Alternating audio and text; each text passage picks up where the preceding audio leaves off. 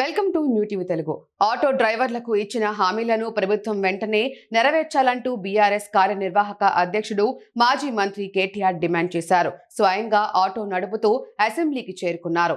ఎమ్మెల్యేలను ఎక్కించుకొని కేటీఆర్ ఆటో నడుపుతున్న వీడియో ప్రస్తుతం సోషల్ మీడియాలో వైరల్ గా మారింది.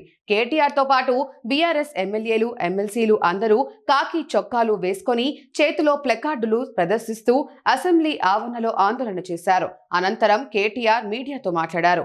ఎన్నికల హామీలను కాంగ్రెస్ నిలబెట్టుకోవాలని, ఆటో డ్రైవర్లకు అండగా ఉండాలని డిమాండ్ చేశారు. కాంగ్రెస్ ప్రభుత్వంలో ఏడాదిలో 96 మంది ఆటో డ్రైవర్లు ఆత్మహత్యకు పాల్పడ్డారని, ఈ ఆత్మహత్యలకు ప్రభుత్వమే బాధ్యత వహించాలని అన్నారు.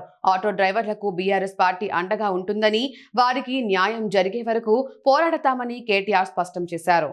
కార్మికులకు సంక్షేమ బోర్డును వెంటనే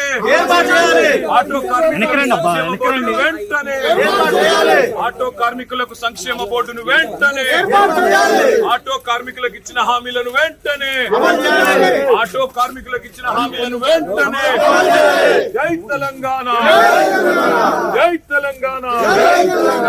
ఆటో కార్మికులకు ఇచ్చిన హామీలను వెంటనే ఆటో కార్మికులకు ఇచ్చిన హామీలను వెంటనే ఆత్మహత్య చేసుకున్న